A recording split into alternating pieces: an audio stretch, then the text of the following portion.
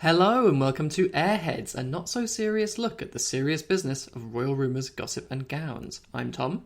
And I'm Maeve. And this week has been half-term, which means only one thing, and that's lambing with Prince Louis. And Louis loves the tractors. Kate Middleton and Prince William have been off for the week with the kids in Norfolk, where apparently they've been delivering little baby lambs.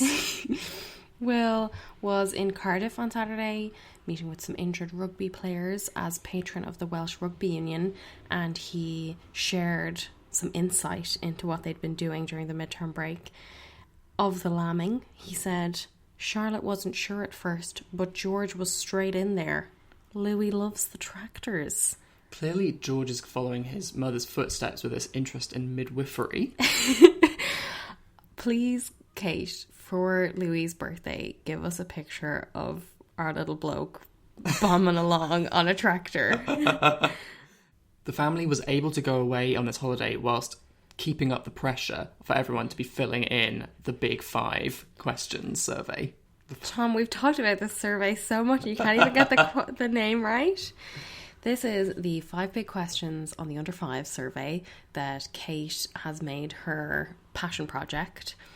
It finally closed on Saturday, but the last time we heard about it was in a highly unusual 2-camera video featuring Kate urging her Instagram followers to take the survey on the Kensington Royal Instagram. She said that over 200,000 people have now taken the survey, but unfortunately you missed out if you haven't done it already, because it's finished now and we are eagerly awaiting the results. As I'm sure is Kate, so she can get into the next phase of her work. So see you again in 8 years, Kate. We asked you guys how you felt about Kate's podcast appearance last week on Happy Mum, Happy Baby with Giovanna Fletcher. As we said last week, we don't have kids, so we wanted to hear what you guys thought about what she said, and we were delighted with all the responses. Thanks so much for letting us know. Yeah, it seemed like the most common thing was people saying how relatable they thought Kate was on the podcast. One of our listeners, who is a full-time working mother to 2 small children, said that she thought the comments that we had mentioned, like Charlotte smelling the bluebells and the family cooking sausages over a fire in the rain, were really just meant to say, children enjoy the moments when we slow down a bit, so we need to remember those are important. I need to remind myself of this all the time. I didn't feel like she was putting more pressure on parents, but just reminding us it is those moments your kids will remember. And another listener pointed out that we had said we hoped that Kate would do stuff like this more in future, but another listener said that they were glad that Kate is not out there all the time doing this, as her comments are much more meaningful in this kind of rare incident. Another listener, though, said that some of the comments demonstrate how out of touch she is with the regular person's day-to-day balancing of work, kids and home life. Proximity to quality outdoor venues and experiences is not the norm for a lot of people, which I think makes sense. Yeah, I think that's kind of what we were saying as well. Another listener, though, said that she thought she did a great job. However, I couldn't stop thinking about the lack of support while her sister-in-law was being vilified by the press during her pregnancy and birth. Members of this family seem to be great at telling others how they should act and treat other people, but seem to be unable to do that themselves. Yeah, that came up a lot, the kind of contrast between Kate acknowledging the struggles that women have during pregnancy and birth and just after the birth, and that seemed to largely ignore the very publicly expressed struggles that Meghan spoke about, having struggled a lot in her own experience.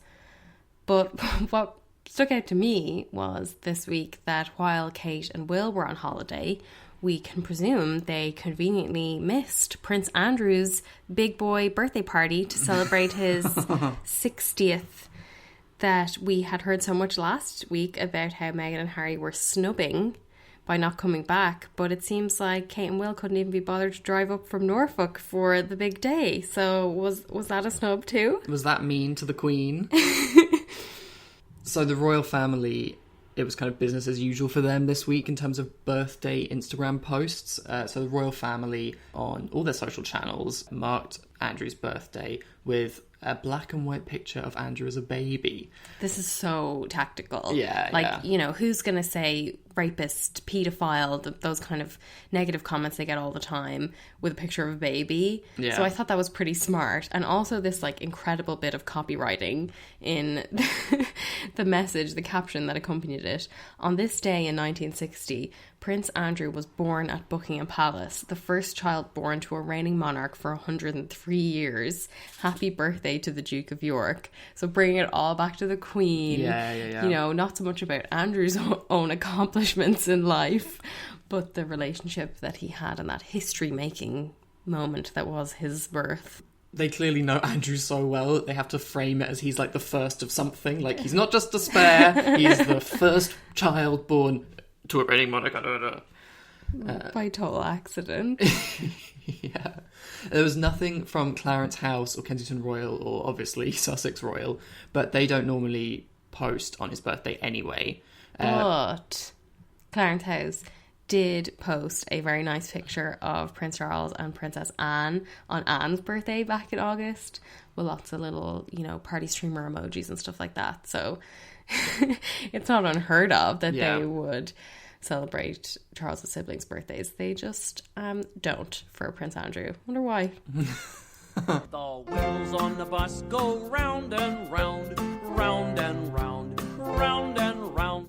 So to distract him from counting up all his Facebook likes and messages on his birthday, Fergie threw him a party, but apparently that was not particularly plain sailing, getting that together. His party was such a flop that Fergie's assistant was forced to send out a second round of last-minute invitations after a number of the guests who'd been initially invited declined.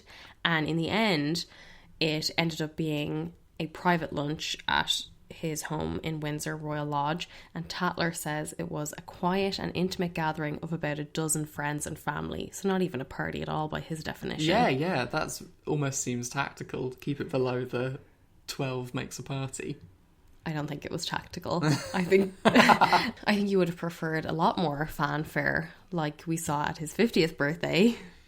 Yeah, so he had a big holiday to Verbier with his family on the actual day, and then a party thrown by the Queen at Buckingham Palace, plus a weekend-long private celebration at St James's Palace. Now he can barely cobble together 12 people, including his own kids. Yeah. And I think one of the 12 was Eduardo Mapelli Mozzi, Princess Beatrice's fiance's 3-year-old son, Christopher Wolfe, aka Wolfie, because we saw pictures of him leaving. Can you count them as a party guest if they're ordering from the kids' menu? My favourite birthday present that Andrew got this year was an absolutely stunning move by the lawyer Gloria Allred. She's an American lawyer. She's representing 5 of the victims of Jeffrey Epstein, the billionaire paedophile who died last summer. She sent Andrew a bright yellow American school bus with a huge blue poster that had Andrew's face blown up on it twice, and the message, if you see this man, please ask him to call the FBI to answer their questions, with a phone number and Gloria Allred's website. Oh my God, I screamed when I saw this. I was at work and I was immediately like, oh my God, Tom, this is the most amazing thing.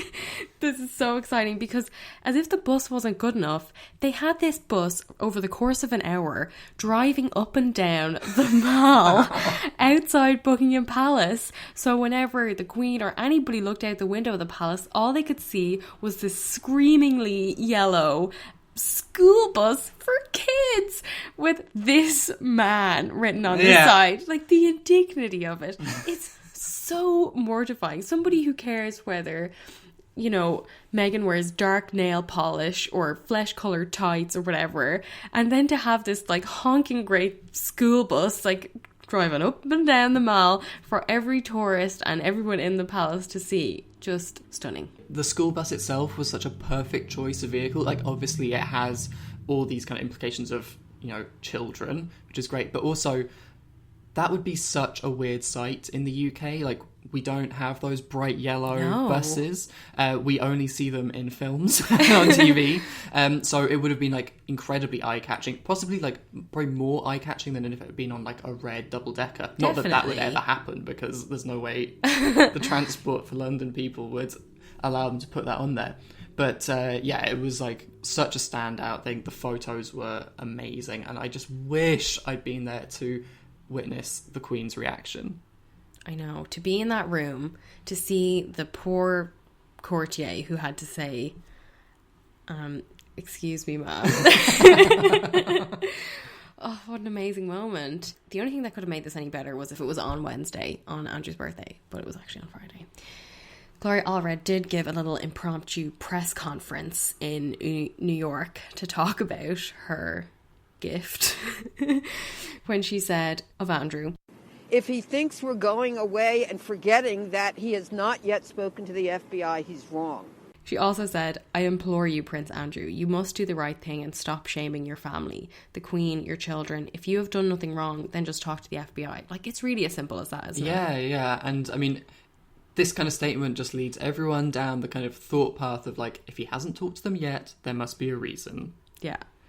But that's not the only thing that Andrew's had to deal with in the press this week. Terrible birthday week. Oh, so the Daily Mail had an interview on Sunday with a former royal protection officer who said he believes Andrew may have returned to Buckingham Palace in the early hours of March 11th, 2001. So this contradicts his account of being at home all evening after taking his daughter Beatrice to Pizza Express in Woking. A Pizza Express in Woking. So this former royal protection officer said he believes this was the same night that Virginia Roberts alleges she was forced to have sex with Prince Andrew. The officer recalled how Andrew arrived by car at the front of the palace in the middle of the night and hurled abuse at guards when they did not open the gates quickly enough.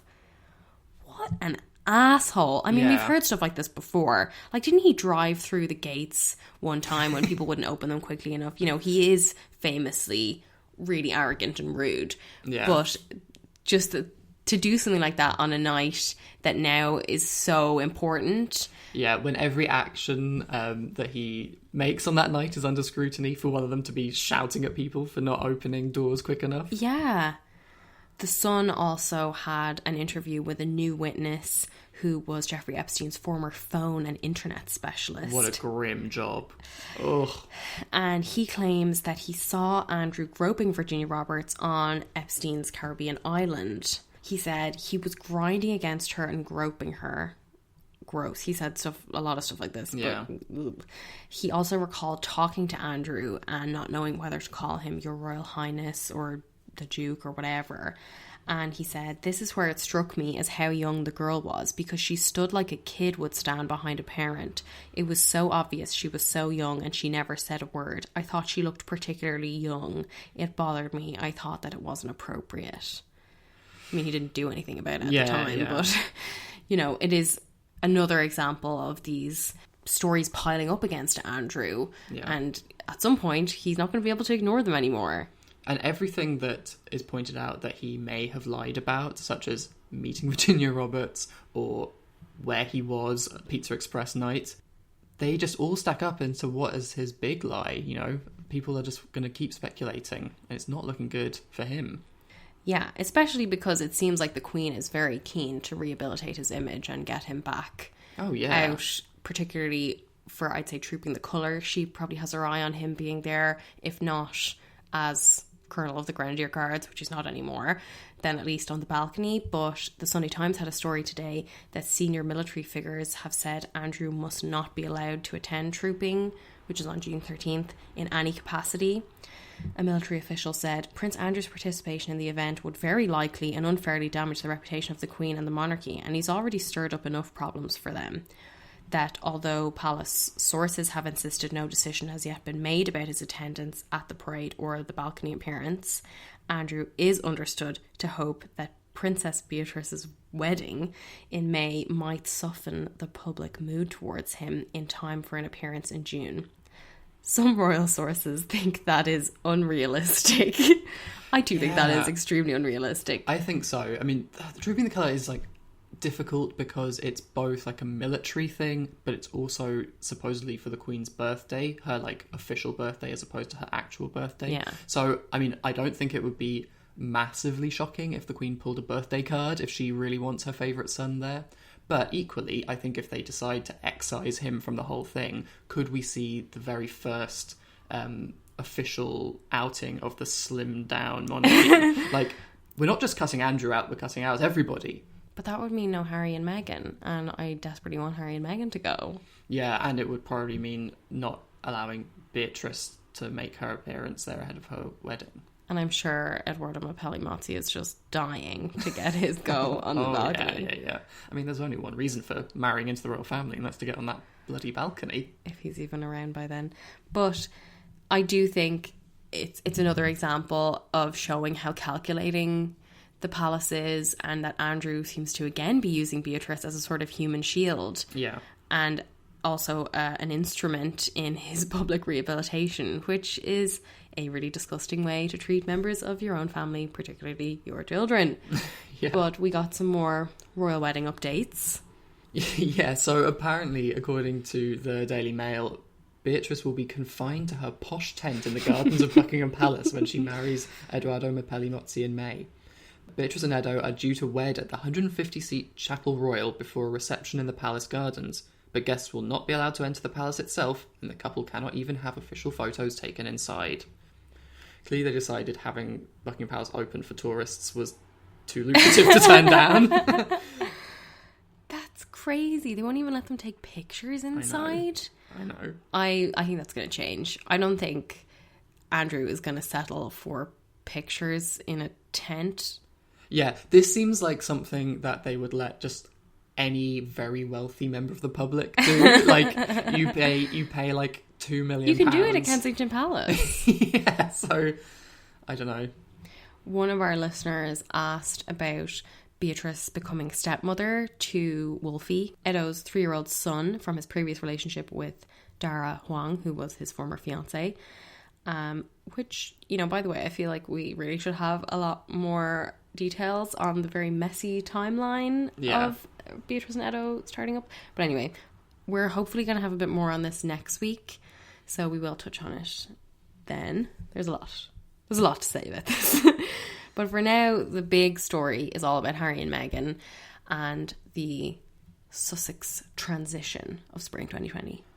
So it seemed like this was all kind of prompted by an article on Mail Online that claimed that Meghan had told friends there was nothing legally stopping them from using the word royal after these rumours of the Queen banning them from using the word started to circulate. Yeah.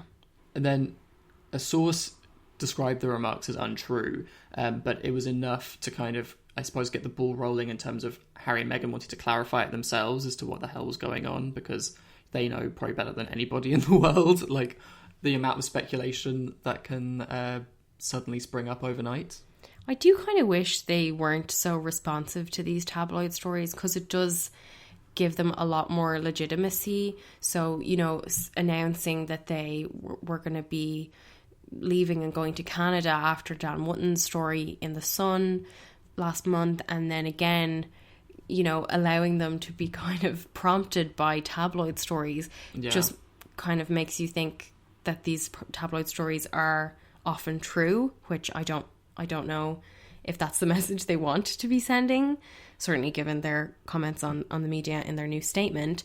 But anyway, so they initially released this short statement through their spokesperson, who said, while the Duke and Duchess are focused on plans to establish a new non-profit organisation, given the specific UK government rules surrounding use of the word royal, it has been therefore agreed that their non-profit organisation, when it is announced this spring, will not be named Sussex Royal Foundation. The Duke and Duchess of Sussex do not intend to use Sussex Royal in any territory post-spring 2020. They also said that they were not going to pursue the trademark applications that have been filed as protective measures, following the same model for the Royal Foundation of the Duke and Duchess of Cambridge. So I do think that's quite interesting, because now anybody, like, we could buy those trademarks and start selling bandanas, which is apparently what Harry and Meghan have already spent thousands on, producing t-shirts and bandanas with Sussex Royal written on them, which, oh my God, I would kill for one. But I don't necessarily believe, because we did get a story earlier in the week from Rebecca English in the Mail talking about how the Queen had banned them from using Royal or the Sussex Royal name, and how that kind of, like you were saying, got the ball rolling on all of this. But I do think it's very interesting that these stories keep appearing in the Mail and the Sun, two of the newspapers that Harry and Meghan are suing. And, you know, to have people within the palace leaking to those newspapers, it really indicates how deep the divisions have gotten between the palace and Harry and Meghan, to me anyway. So they did provide a much longer statement on their website, which they shared through their Instagram story later in the day. And I think it's about 1,100 words. I didn't feel like it was very long, but people seem to think it was way too long. But it was very comprehensive and clearly, you know, was designed to answer a lot of questions that people would have. So I know you and I were both very excited about how it started.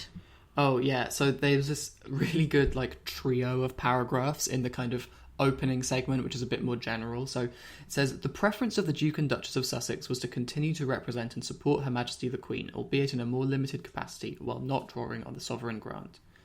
While there is precedent for other titled members of the royal family to seek employment outside of the institution, for the Duke and Duchess of Sussex, a 12-month review period has been put in place.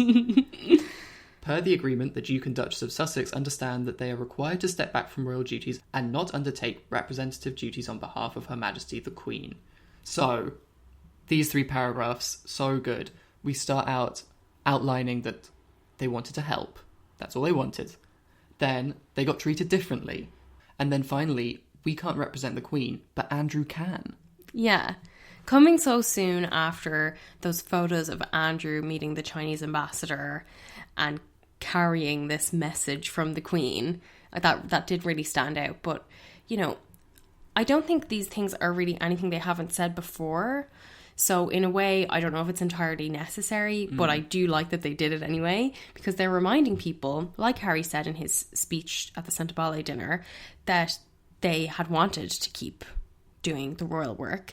And again, reiterating that other members of the royal family do things like that, such as the more minor royals like Princesses Beatrice and Eugenie and Prince and Princess Michael of Kent. Yeah. That people who have their own independent source of income but can still carry out engagements on behalf of the Queen.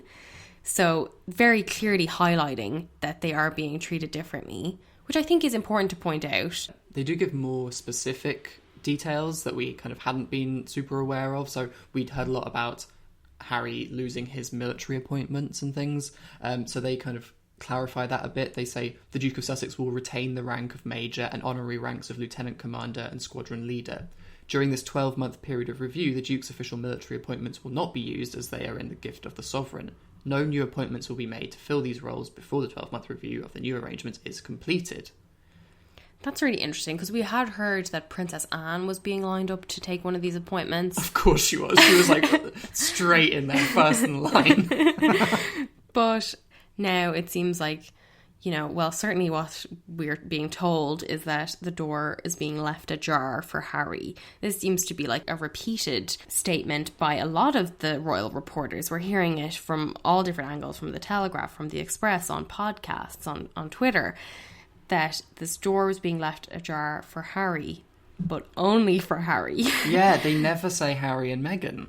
I think, what, are they just really hoping that Harry will just want to leave Meghan and come running back? I really do think a lot of those very negative, more like smears, really, those stories were intended to chase Meghan out. Yeah. And Meghan on her own. They really hadn't bargained on Harry joining her. Yeah. And now they desperately want Harry to come back. Like Dan Wootton, for instance, told listeners of his radio show, it seems like there's a little bit of hope from the royal family that maybe, just maybe, Prince Harry will think, I've got it all wrong. I've made a terrible mistake. Let me come back. So are we being told, like, the official line now from the palace is that Harry will be welcomed back with open arms as long as he's on his own?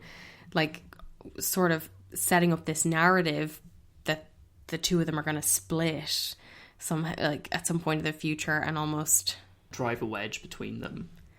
Please prove them wrong. Yeah, I don't want to jinx it by saying I can't see this happening, but like, I just feel like they've made this massive decision together, and I can't see him turning his back on that anytime soon. But there were more details on the website. It said, as shared in early January on this website, the Duke and Duchess of Sussex do not plan to start a foundation, but rather intend to develop a new way to effect change and complement the efforts made by so many excellent foundations globally. The creation of this non-profit entity will be an addition to their cause-driven work that they remain deeply committed to. So I think this was like a little bit confusing because like we're not familiar with all the specifics of different non-profits and what distinguishes a foundation from a non-profit organisation, but the Telegraph did give a little bit of an explanation about this. They said that the difference basically refers to how their non-profit organisation will be set up, that it's designed to be global with a smaller staff and the ability to bring together experts and the private sector, that unlike a foundation, their non-profit will not be focused on grant giving. So one of the examples they gave was Harry's eco-travel initiative, Travelist, which we'll talk about a little bit more in a moment, but that it would be this kind of work with the private sector. So with Travelist, Harry is working with Booking.com, Skyscanner, TripAdvisor, Trip.com and Visa. So it allows them to do work like that rather than following the same model as Will and Kate's Royal Foundation. Yeah. They also gave a little bit more information on the use of the word royal. They said, given the specific UK government rules surrounding use of the word royal, it has been therefore agreed that their non-profit organisation will not utilise the name Sussex Royal or any other iteration of royal. So we were very lucky when we were picking a name for this podcast that we didn't decide to go with something that had royal in it, because it's very complicated. It seems like it's very difficult to use words like royal, queen, king, prince, princess in a company or business name in the UK. You have to basically get special permission from the government, and you have to be able to argue your case. So, like, I would immediately have thought of, like, all the pubs that you see around that are, like, the King's Head or Queen's Arms and things like that. They, I think, have to give reasons based on either, like, how long they've been around or the geographic location that they're set up in, that it makes sense for them to have that in the name. Another company that people have brought up to us, listeners have brought up to us, is Crown Royal Whiskey. So it's a Canadian whiskey, and if you go on their website, it has in massive letters that it was first brewed as a gift for the King and Queen of England in 1939. So I can imagine that played some kind of role in it. Also, the fact, I suppose, that it's based in Canada rather than in the UK in particular. It's not unheard of for the use of the word royal and all of these things, like certain images of crowns and photos and things, to be relaxed. For example, Harry himself relaxed the rules temporarily when they got married, and after the engagement announcement, for images to be used on souvenirs and things. So it's not like a hard and fast rule, but this kind of, the Queen bans the use of the word royal is a bit of an overstatement. This is like a general rule, I think, that applies to everyone in the UK. Yeah, and at the same time as we were seeing all these headlines about the Queen banning their use of the word royal, we were also getting a lot of very emphatic statements about how it was not personal, it was not meant as a vindictive or punitive measure, that this was all business. While that is true, at the same time it does seem like Harry and Meghan have taken this personally, in that they, were pointing out that they had been treated differently, and also mentioning that they had followed the same trademarking requests as Will and Kate.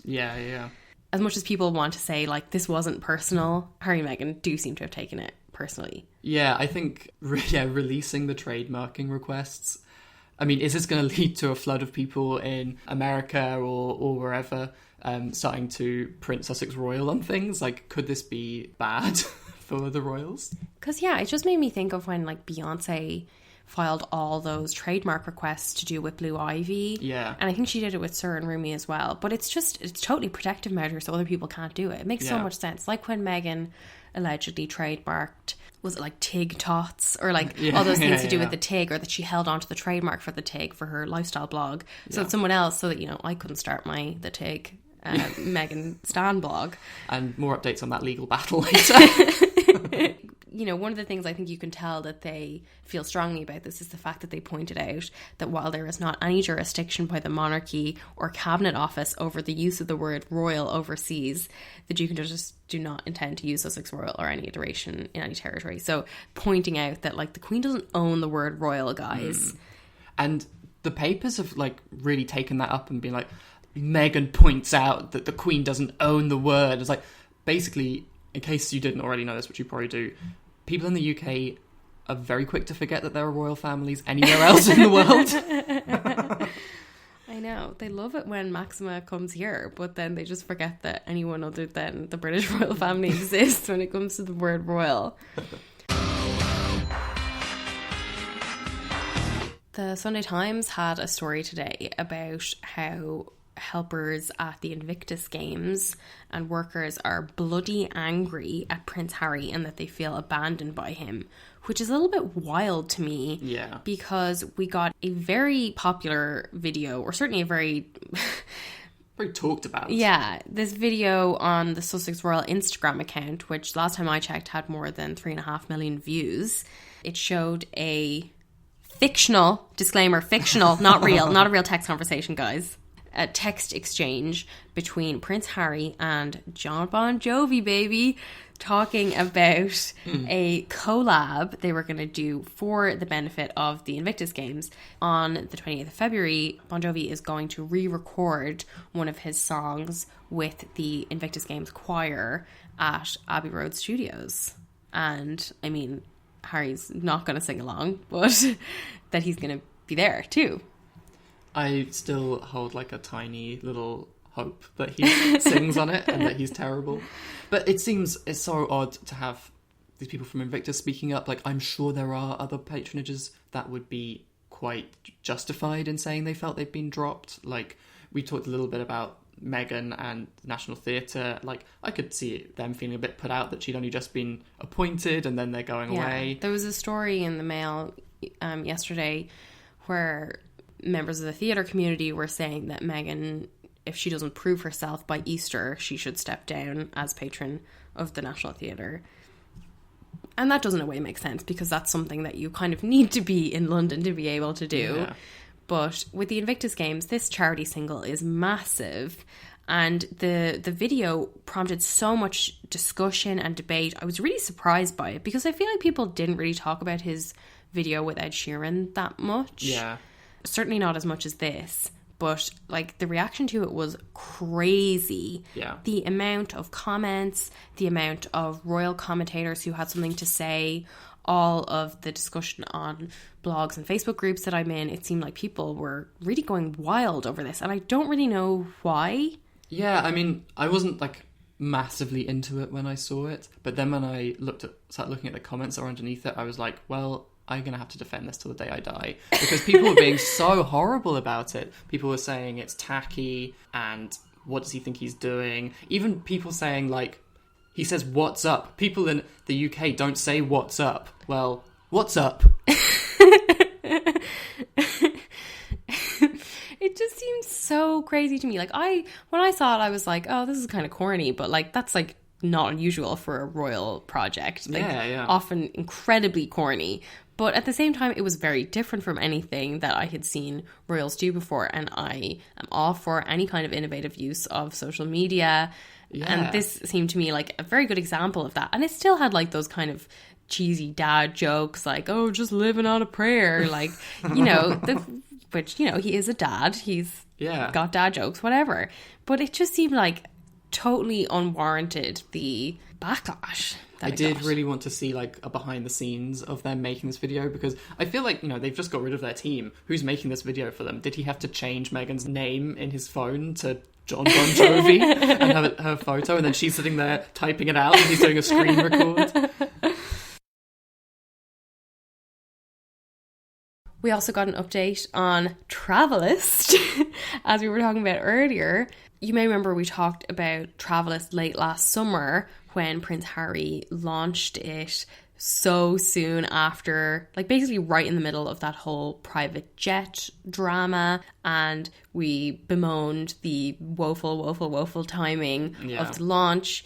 And then it basically flew off the radar for months and months. And now finally we have an update courtesy of The Telegraph.